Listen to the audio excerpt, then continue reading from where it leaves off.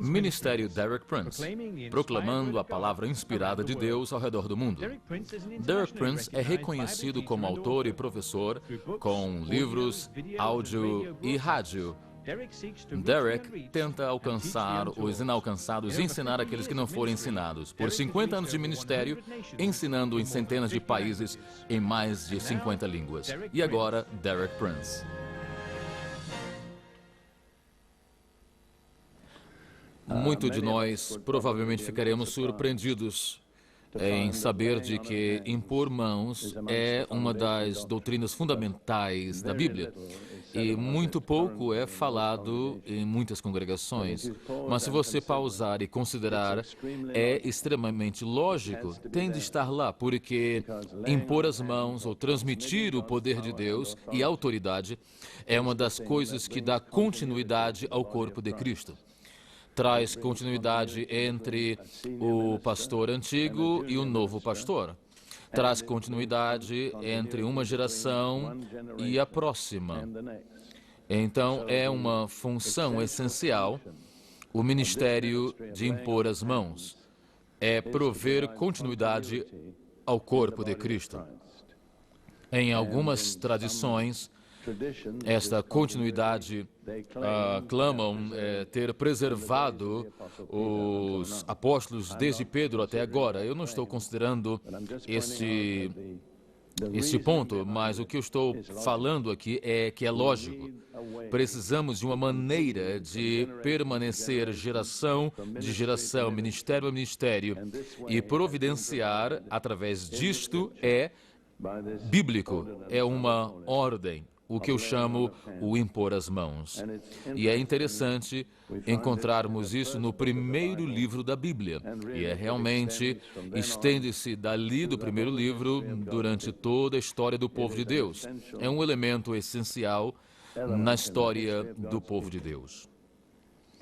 Eu gostaria de dizer que há alguns propósitos espirituais que isso contribui. Primeiro, vamos notar o fato de que pôr a mão em outra pessoa é uma reação natural humana. A mãe tem um bebê que está enfermo, tem uma febre, então ela vai pôr a mão sobre a criança.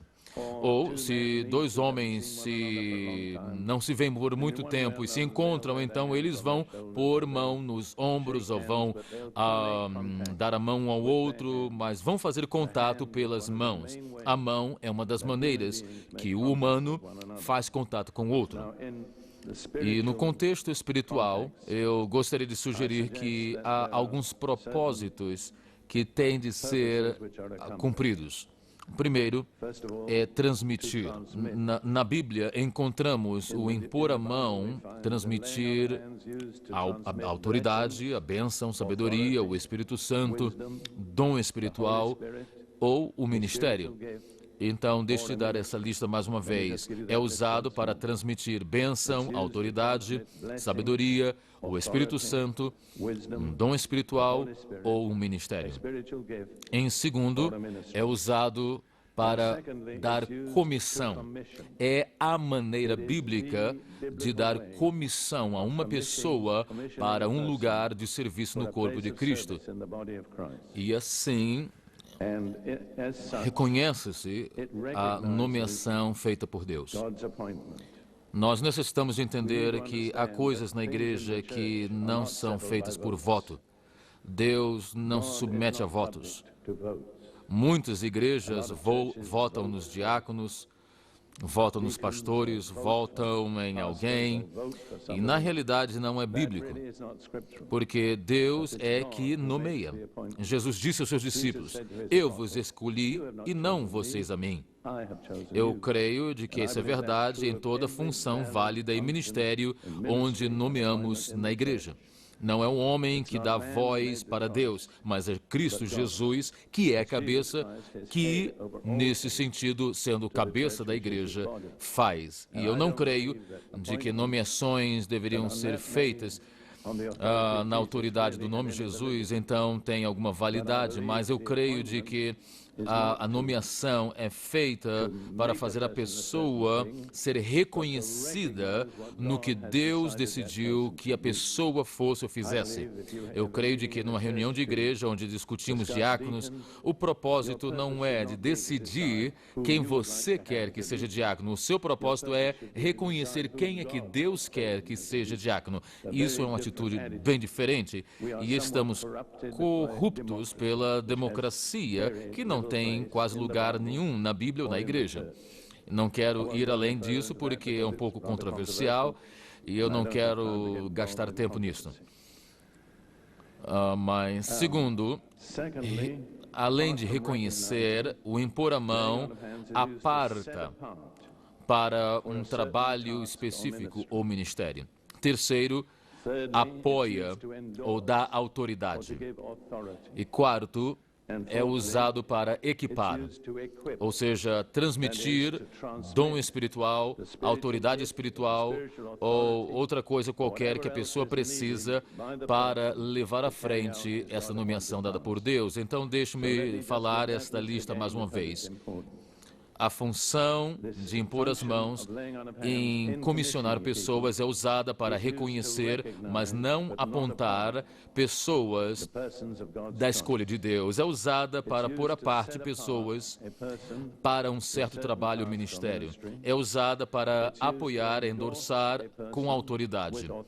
É usada para equipar aquele ou aquela com autoridade espiritual, dons da qual a pessoa precisa.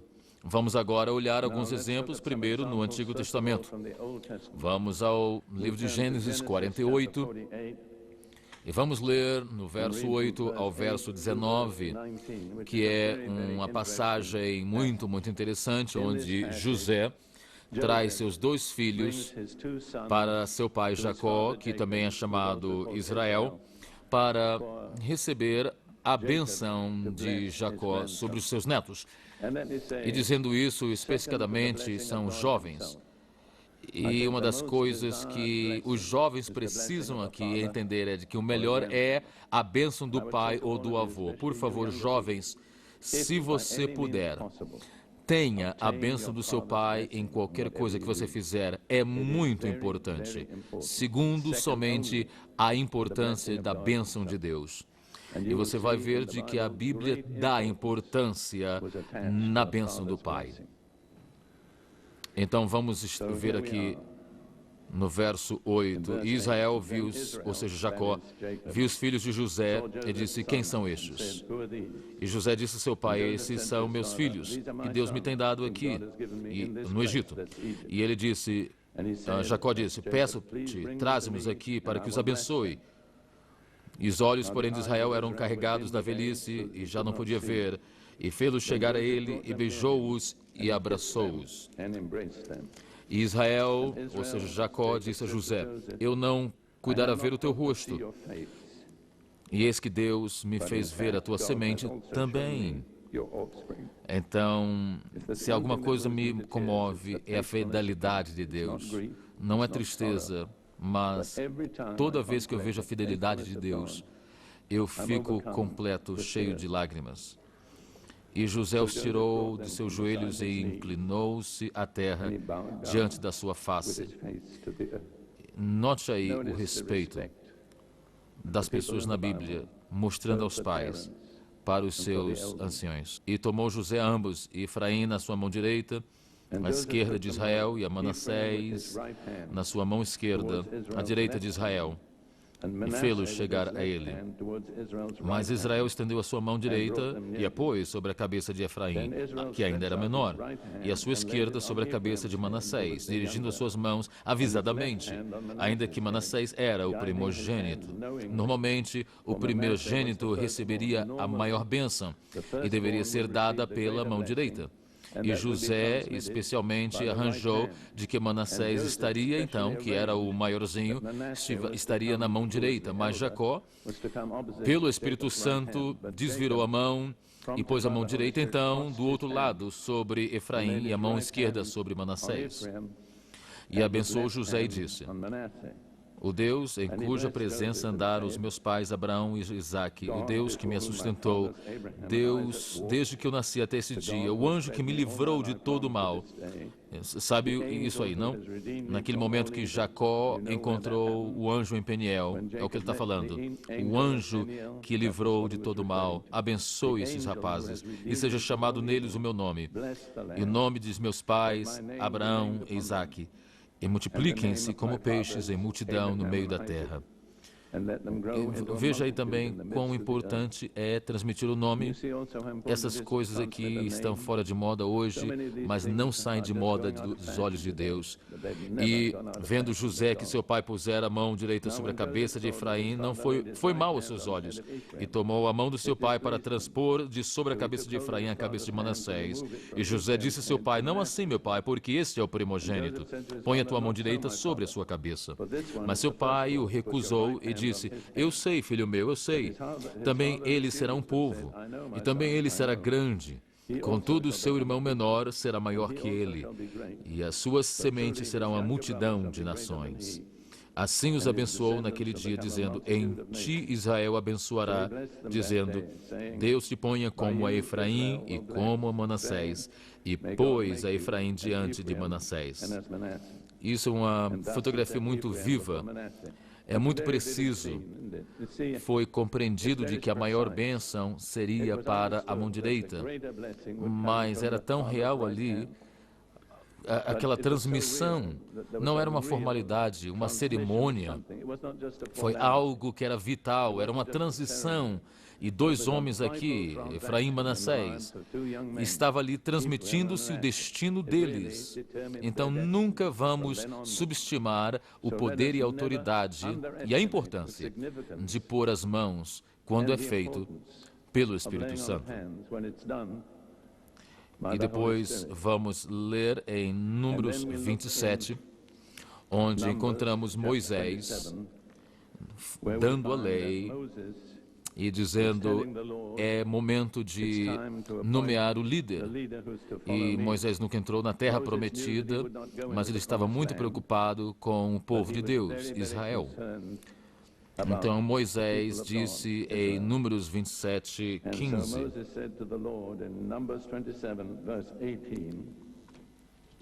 Vamos olhar o verso 16, 15. Então falou Moisés ao Senhor, dizendo: o Senhor, Deus dos espíritos de toda a carne, põe um homem sobre esta congregação. Eu acho que isso é muito significante, não? O Deus dos espíritos de toda a carne, esse é que sabe os espíritos de toda pessoa. Ele vê o íntimo de cada pessoa. Que o Senhor, Deus dos espíritos de toda a carne, ponha um homem sobre esta congregação, que saia diante deles e que entre diante deles, e que os faça sair e que os faça entrar, para que a congregação do Senhor não seja como ovelhas que não têm pastor. E em toda a Bíblia nos diz que o início ao final, a ovelha sem pastor será espalhada e será uma presa. É uma mensagem que está em toda a Bíblia. Deixe-me sugerir, a não ser que circunstâncias sejam diferentes, mas cada um de vocês, como humano, tem de ter um pastor humano que vai cuidar de você. Ter cuidado, isso é muito, muito importante. Vamos voltar a isso mais tarde sobre outros assuntos. Mas como é que o Senhor respondeu? O Senhor disse a Moisés: toma para ti Josué, filho de Num, homem em quem há o Espírito, e põe a tua mão sobre ele. E apresenta-o perante Eleazar o sacerdote, perante toda a congregação, e dá-lhe mandamento aos olhos deles. E põe sobre ele a tua glória para que lhe obedeça. Eu gosto disso. Não toda a tua autoridade, mas ele tinha uma autoridade específica, Moisés, mas dá uma porção da tua autoridade. Põe sobre ele da tua glória, para que toda a congregação de Israel o obedeça. E se porá perante Eleazar, o sacerdote, o qual por ele consultará, segundo o juízo de Urim, perante o Senhor, ou seja, Josué, Conforme o seu dito sairão, e conforme o seu dito entrarão ele, todos os filhos de Israel com ele, e toda a congregação. E fez Moisés como o Senhor lhe ordenara, porque tomou a Josué e apresentou perante Eleazar, o sacerdote, e perante toda a congregação. Sobre ele pôs as mãos e lhe deu mandamentos, como o Senhor ordenara pela mão de Moisés.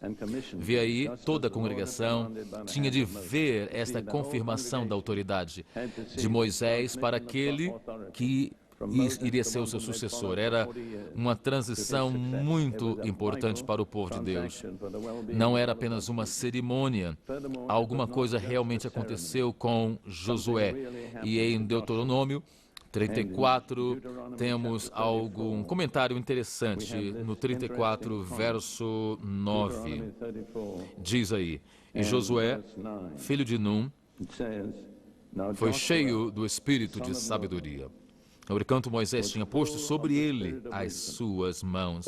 Então vê aí o que ele recebeu da imposição da mão. Ele recebeu o espírito de sabedoria, mas não era apenas uma formalidade, uma cerimônia. Foi uma transação real. Agora vamos ver outro exemplo no Velho Testamento, que é em 2 Reis 13. 13 é um cenário que encerra a realidade do ministério de Eliseu. E realmente não era o encerramento, mas ele morreu, foi enterrado, mas depois outros vieram invadindo Israel, e esses homens, um deles morreu e foi jogado na tumba lá de Eliseu, no sepulcro. E quando aquele homem morto tocou, ele reviveu. Isso é tremendo, não? Que maravilhoso é o poder de Deus transferido dessas diferentes maneiras. Ok, vamos ver aí verso 14, 2 Reis 13, 14. Eliseu estava doente da sua doença de que morreu. Isso é tão, como eu diria, não que você estaria esperando. Estava ali doente, mas os ossos estavam ainda com a unção de Deus, e o homem toca nos seus ossos e revive. Você não esperaria isto, mas a história continua. Joás, rei de Israel, desceu a ele, chorou sobre o seu rosto e disse: meu pai, carros de Israel e seus cavaleiros. É a mesma coisa que Eliseu tinha dito para Elias quando ele foi levado na carruagem de fogo. E aí contém uma mensagem para todos nós. Um homem que realmente conhece Deus e que defende a nação pode ser mais forte do que um exército. E Joás, que não era particularmente um rei piedoso, reconheceu o que Eliseu significava para o seu povo. E Eliseu disse: toma um arco e flechas, e tomou um arco e flechas, e então disse ao rei de Israel: põe a tua mão sobre o arco, e pôs sobre ele a sua mão como rei, e Eliseu pôs as suas mãos sobre as mãos do rei. E disse: abra a janela para o oriente, e abriu-a, ou seja, direção da Síria. Então abriu e disse Eliseu: atira, e atirou. E disse: a flecha do livramento do Senhor é a flecha do livramento contra os sírios, porque firarás os sírios em Afeca até o consumir. E encontramos aí de que ele bateu as flechas 3 vezes, e 3 vezes Joás pôs os sírios para fora. Na realidade, Eliseu ficou triste porque ele disse: deveria ter batido mais, mas era o pôr da mão de Eliseu na mão do rei, quando estava ali com o arco, que fez isso a realidade. Ou seja, mais uma vez, o sobrenatural mostrando que é alguma coisa real quando uma pessoa pega a sua mão e põe a mão em outra. Agora vamos olhar no Novo Testamento. E eu quero considerar os propósitos indicados no Novo Testamento do impor as mãos. Primeiro, para dar saúde ao enfermo. Jesus disse, quando comissionou os discípulos, em Marcos 16, ele diz: esses sinais seguirão aos que crerem. E quinto sinal era: porão as mãos sobre os enfermos e os curarão. Em outras palavras, pondo as mãos no enfermo era uma maneira de ministrar a cura divina da parte de Deus. Em Tiago 5, 14 e 15, tem aí outra ordem que diz: tem algum doente entre vós, ou seja, os crentes, então que chame os anciãos da igreja e que orem sobre ele, ungindo-o com óleo no nome do Senhor. Então é bem similar à oração sobre a pessoa, ou pôr a mão sobre a pessoa, mas também ungindo. E óleo é, como vocês sabem, creio, é sempre um tipo do Espírito Santo. Então o óleo não produz a cura, mas é o símbolo que traz o Espírito Santo naquela cerimônia para o corpo da pessoa doente. Então, eu quero dar uma sugestão. Qual é a diferença entre impor a mão ou pôr a mão com óleo? Eu sugiro o seguinte, e eu sugiro a vocês, é algo pessoal, o impor as mãos sem o óleo era para as pessoas que não eram membros da igreja, mas para os membros da igreja, a ordenança era ter o óleo da unção. E, de novo, eu quero apontar aqui de que no Novo Testamento indica normalmente de que todo crente deveria ser parte da congregação. Está algum de vocês, cristãos, então, chame os anciãos da igreja e deixe que eles orem sobre vocês, ungindo com óleo. Se você vai para uma igreja no domingo de manhã e outra igreja no domingo à noite, qual grupo de anciões é que você vai chamar? Se você não conhece os anciões, quem é que você vai fazer ou chamar quando você estiver doente? Está vendo? Em outras palavras, o Novo Testamento assume, sem exceções, de que o crente deveria ser membro de uma congregação, sabendo e reconhecendo a liderança e tendo disponível para ele o ministério da liderança. Eu sinto da parte de Deus enfatizar algo aqui. Alguns de vocês são como bodes que estão lá na frente do rebanho e não têm um pastor. É um lugar muito perigoso de estar. Eu me humilho aqui, submeter, e na autoridade de Deus, você é abençoado por Deus nesta humildade, e você tem de escolher. Há exceções, eu sei, há situações que você não pode aplicar aqui, mas não seja uma exceção, seja parte da regra. Então, o próximo propósito de impor as mãos é apropriada em dar o dom do Espírito Santo. Em Atos 8, lemos, antes de tudo, como Filipe foi para a cidade de Samaria e pregou a Cristo com milagres e sinais, e todo o povo da cidade que creram foram batizados. Então eles eram salvos, porque Jesus disse, aquele que crer e for batizado será salvo. Mas os apóstolos não estavam contentes com isto, porque eles sabiam de que faltava algo. Assim, em Atos 8:14 diz, os apóstolos, pois, que estavam em Jerusalém, ouvindo que Samaria recebera a palavra de Deus, enviaram para lá Pedro e João, os quais, tendo descido, oraram por eles, para que recebessem o Espírito Santo, porque sobre nenhum deles tinha ainda descido, mas somente se foram batizados no nome do Senhor Jesus. Então, mais uma vez, como eu ponho, é uma indicação clara da salvação, mas que não tiveram recebido o Espírito Santo. O Espírito Santo, então, é falado aí como uma caído sobre eles, o que eu chamo uma imersão de cima, uma imersão de cascata de Niagara Falls. No verso 17 diz, então, os apóstolos lhes impuseram as mãos e receberam o Espírito Santo.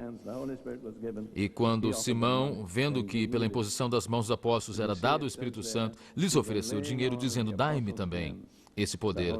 Vê aí que o impor as mãos trouxe o Espírito. E no próximo capítulo, Saulo, tendo aquele encontro com o Senhor Jesus no caminho de Damasco, enquanto estava na casa de Damasco, sem poder ver, jejuando por 3 dias, Ananias, um mero discípulo, não um apóstolo, não um profeta, só um discípulo, recebeu direções do Senhor para ir àquela casa onde Saulo estava, impor as mãos nele e orar por ele.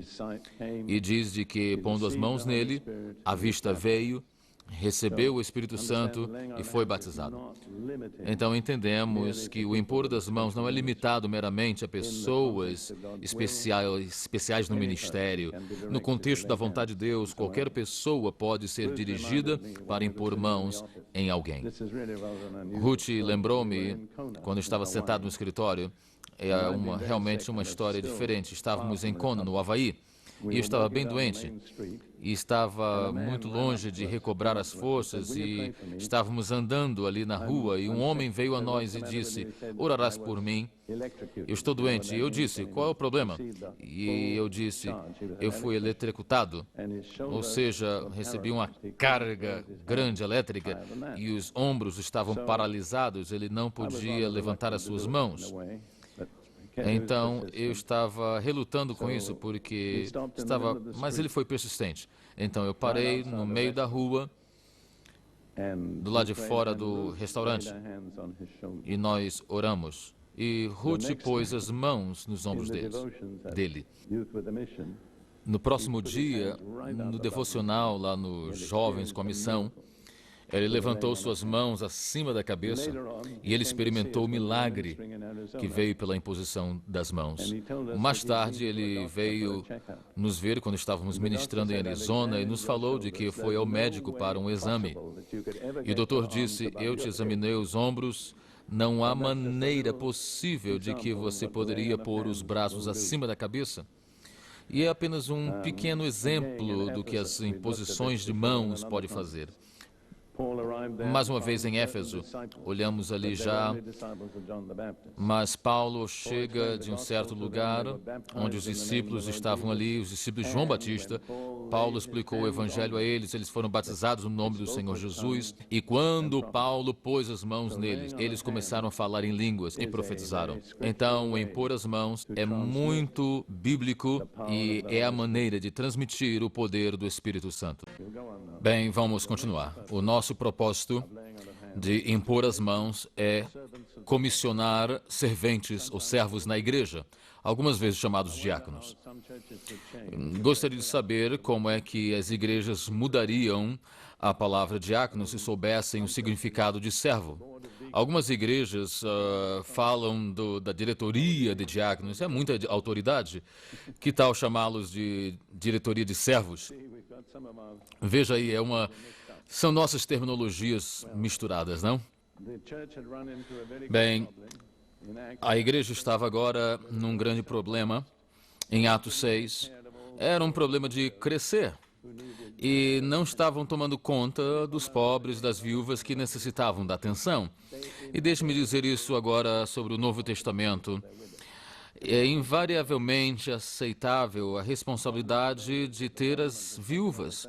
E estava sendo posto à parte. O problema hoje é de que o governo tem tomado conta de tantas funções e que a igreja não entende as suas responsabilidades. Mas eu ainda creio que a igreja tem responsabilidade para com o pobre. Não quero saber qual seja a responsabilidade, mas tem de estar lá. Então os crentes vieram aos apóstolos e disseram: as coisas não estão funcionando, certo? As viúvas estão sendo negligenciadas. E os apóstolos disseram: vamos tomar então alguns passos. E é uma situação crucial.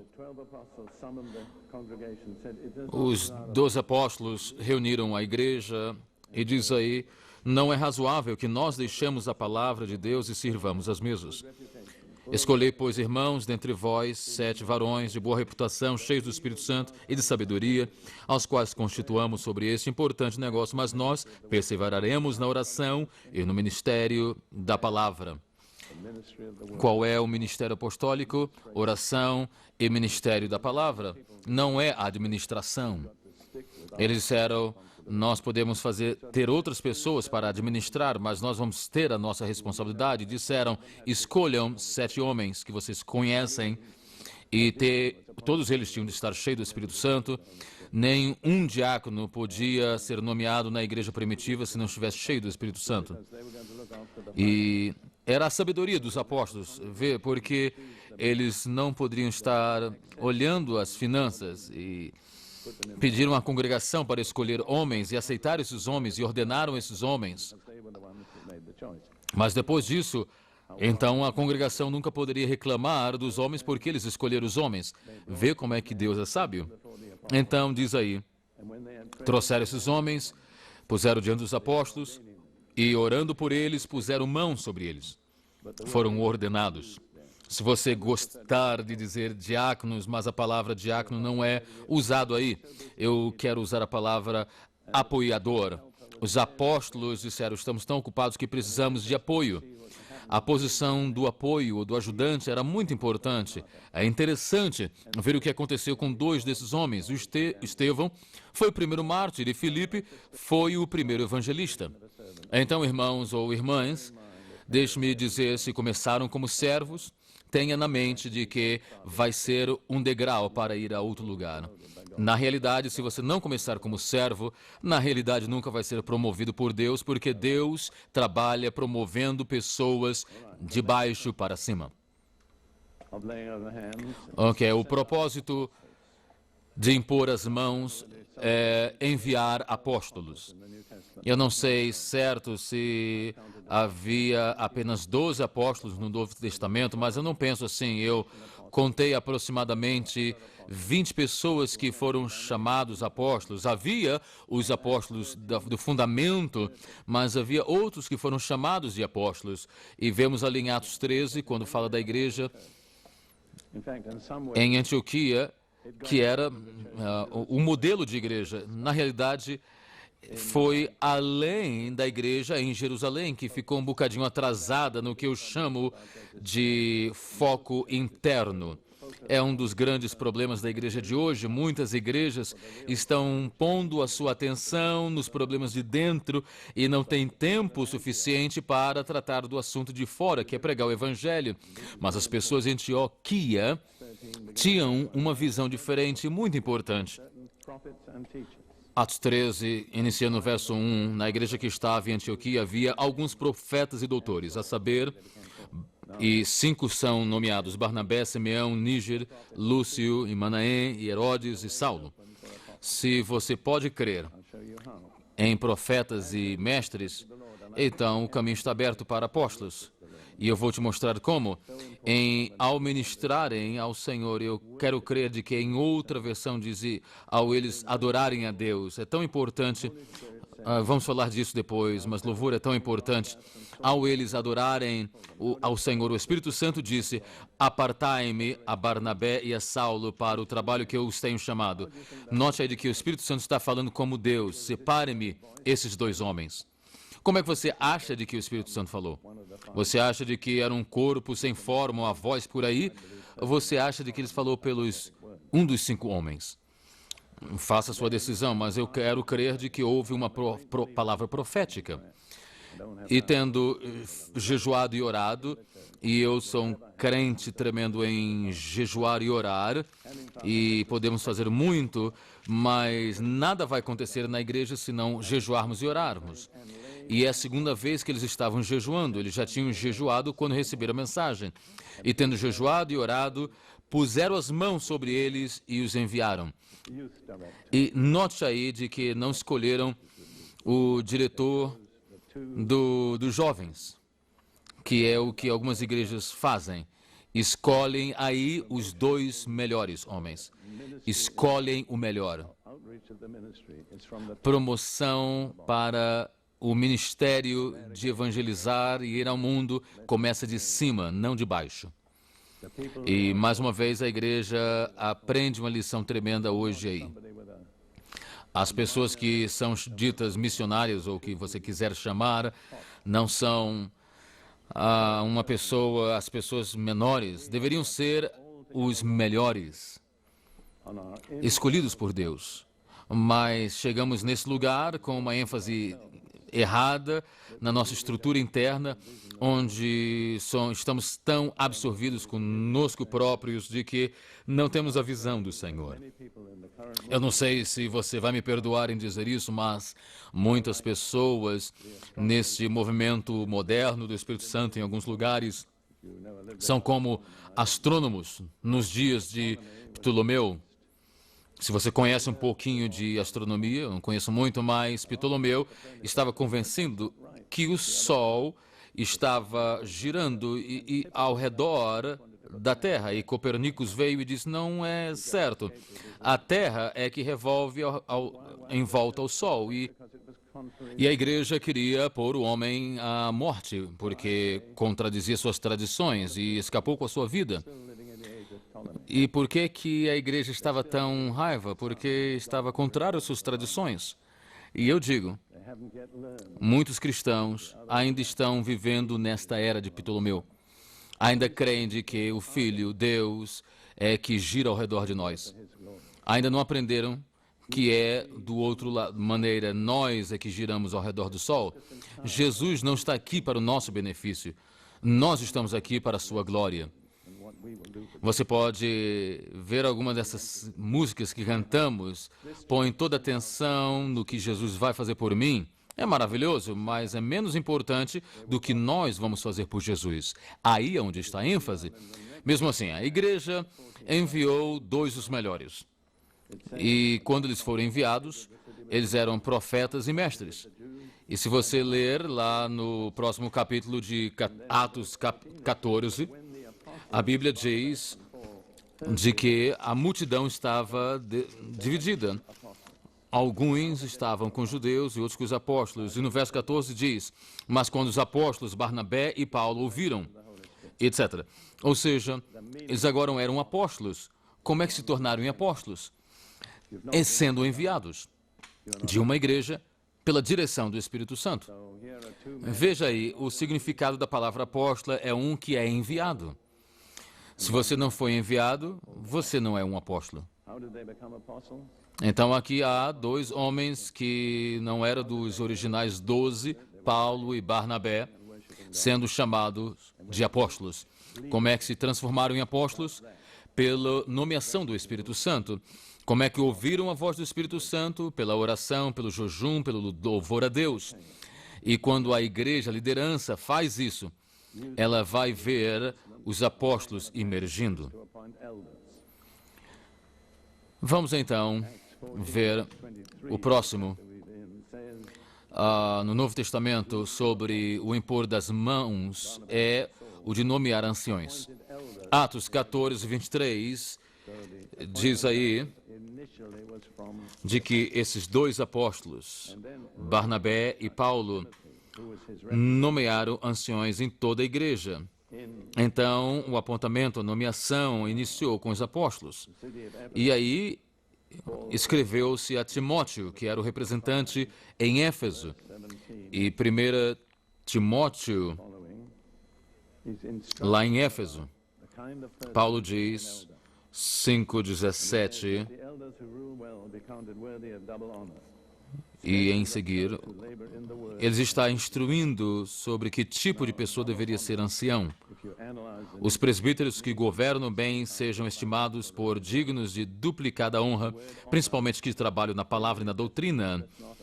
A dupla honra, se você analisar no Novo Testamento, significa alguma coisa financeira. A palavra honra, no Novo Testamento, não é um título. Significa você mostra respeito pela maneira que você toma conta das pessoas. Eu tenho dito isto, se você duplicar 0, você ainda tem 0. Então, tem um sistema de remuneração aí, e aqueles que dão tempo completo para a palavra de Deus deveriam ser remunerados pelas pessoas que os ouvem, de acordo com o tempo que eles dão, claro. Agora, Paulo continua no verso 19. Não aceiteis acusação contra presbítero, senão com 2 ou 3 testemunhas. Isso é muito importante. Não fique entretendo acusação contra um homem numa posição de ancianato, a não ser que esteja apoiado por pelo menos duas testemunhas. E eu já vi tantos casos onde homens de Deus foram perseguidos pelo povo com calúnias e pedindo evidências sem ter nenhuma testemunha. Nunca faça isso, porque o trabalho específico de Satanás é atacar as pessoas no ministério através de calúnias falsas. Aqui está a proteção. Não fique brincando com a acusação contra um ancião, a não ser que tenha duas e preferivelmente três testemunhas oculares. E muitas coisas na igreja vão mudar se nós mantermos essa regra. Paulo continua então no verso 21.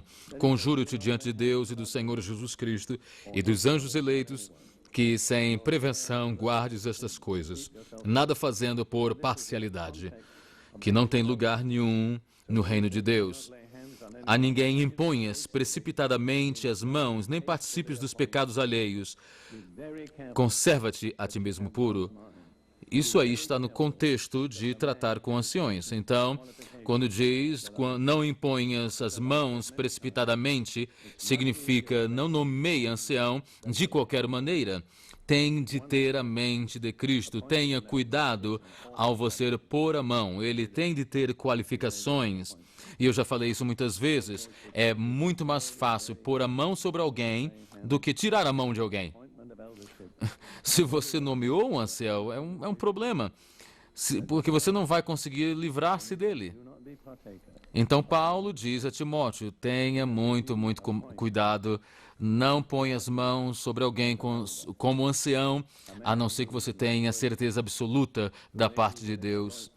E não tenha compromisso com o pecado do homem, porque se eu a nomear como ancião, um presbítero, alguém que não é digno e que vai tomar proveito da igreja e do povo de Deus, eu vou ter parte nesse pecado. Então temos de ter muito cuidado.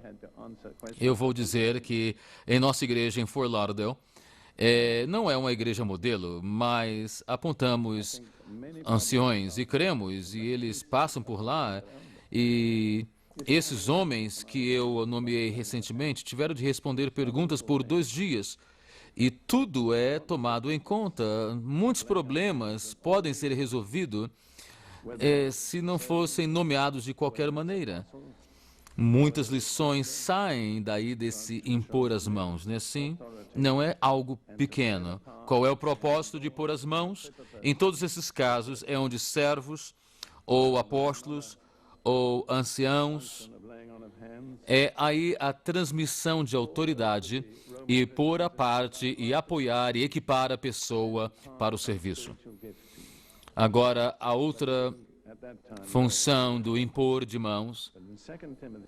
Paulo escreve aos cristãos em Roma e disse, eu amaria vir a vós para compartilhar um dom espiritual, mas ele não fez isso, mas ele foi depois.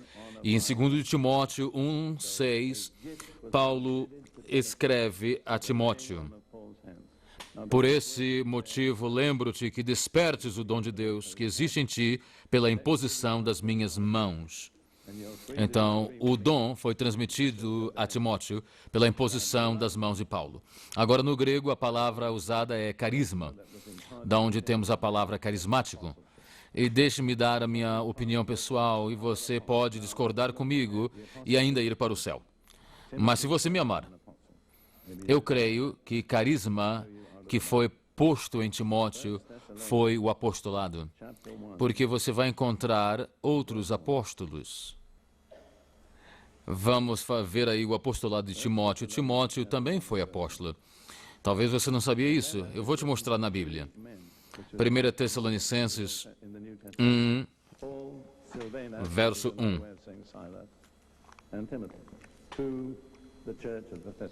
1 Tessalonicenses 1 e 1. A carta foi escrita por 3 homens, que era normal no Novo Testamento. Paulo, Silvanus, que também era Silas, e Timóteo, a igreja que estava em Tessalônica.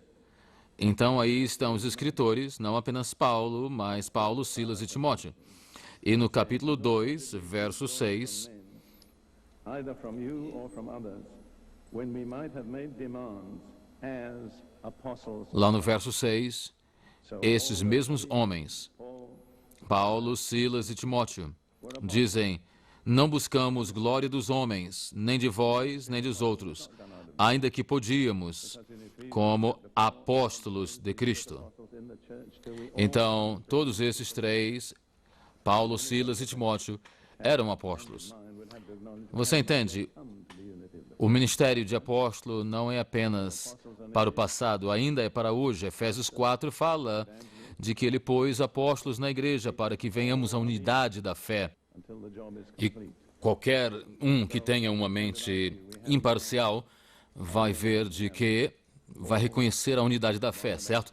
Então, apóstolos eram necessários, pastores, evangelistas, profetas, mestres, todos são necessitados para que o trabalho esteja completo. Então, eu quero apontar quantos homens temos aqui? Paulo, Barnabé, Silas, Timóteo, e é isso. Então, 4 ou 5 apóstolos nomeados depois do dia de Pentecostes. Gostaria de tomar um pouquinho de tempo aqui, simplesmente para entrar na questão do apostolado de Timóteo. E quero delinear que Timóteo foi chamado de apóstolo. E como se tornou apóstolo? É uma pergunta importante, porque eu quero crer de que precisamos de apóstolos desesperadamente na igreja. Deixe-me lhe dizer de que Jesus disse à igreja em Éfeso que aqueles que tentavam dizer que eram apóstolos, mas não eram, então eram mentirosos. Então nem todos podem ser apóstolos. E têm de ser testados. E sabe onde é que os mentirosos vão? Sabe, não? Não sabe para onde vão os mentirosos? Eles vão acabar no lago de fogo. Então é algo muito sério.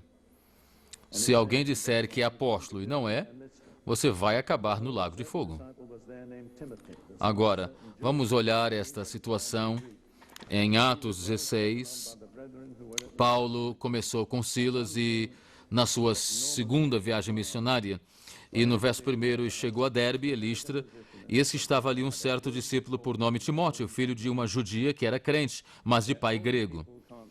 E era de bom testemunho os irmãos que estavam em Listra e em Icônio. Uma coisa que normalmente necessita-se de qualquer pessoa para tomar uma posição na igreja é bom testemunho das pessoas. Se as pessoas ali não podem falar bem dele, então o que é que outros vão falar sobre essas questões? Anos atrás, estava numa situação onde uma mulher foi enviada para nós quando estávamos em Jerusalém como uma cooperadora da Suécia. A minha primeira esposa, Lídia, era muito reta e pegou todas as recomendações. E ela disse: só tem uma coisa que falta, não tem recomendação da sua própria igreja. Nós recebemos elas e nós ficamos muito tristes depois. Era um problema. Então eu sempre tento explicar esta lição. Escolha a pessoa, mas a recomendação principal é a recomendação das pessoas que conhecem a pessoa. Se estes não podem recomendar, não há outra recomendação que fale maior ou mais alto. Timóteo tinha bons testemunhos dos anciões da igreja, onde estava ministrando ou vivendo. Então Paulo o levou e disse: venha comigo. E lá na frente, mais tarde,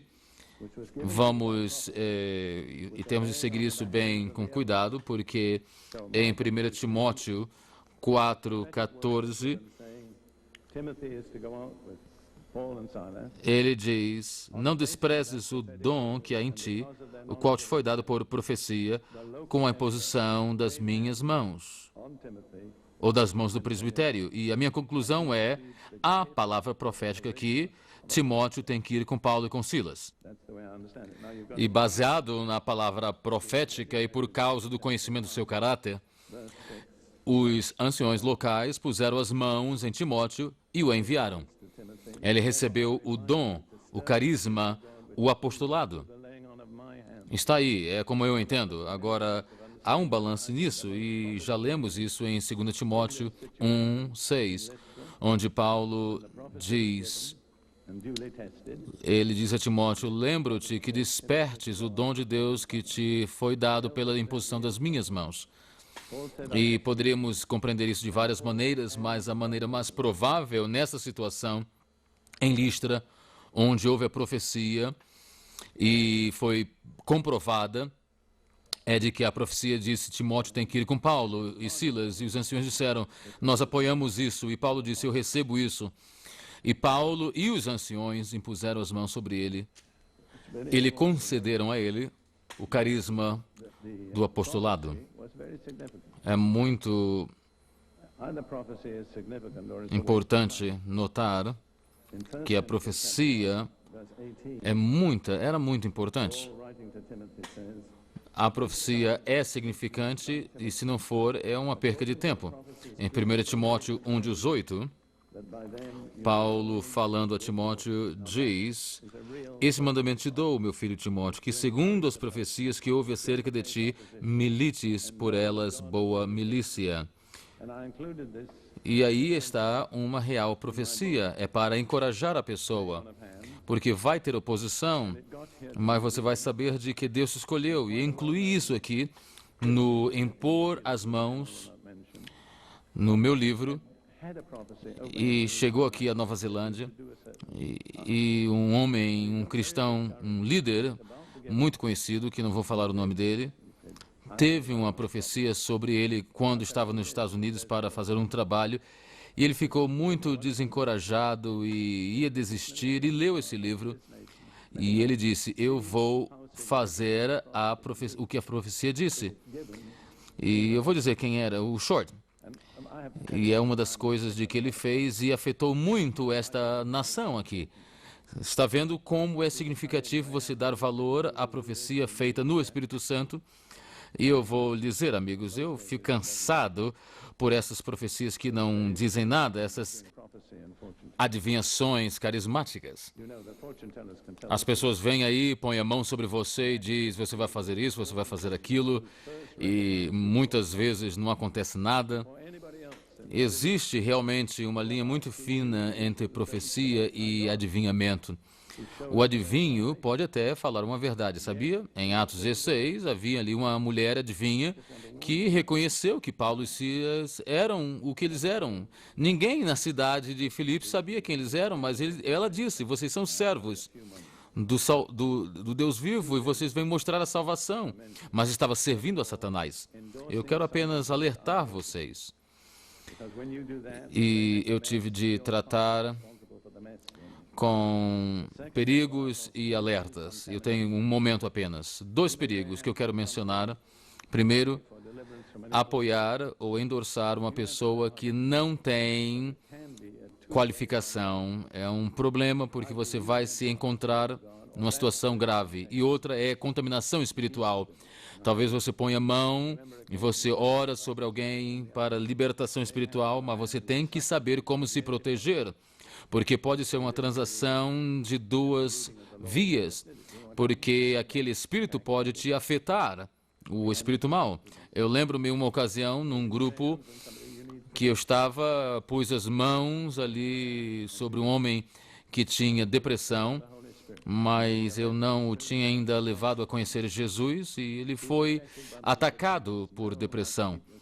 E eu não tinha proteção e vi-me com problemas.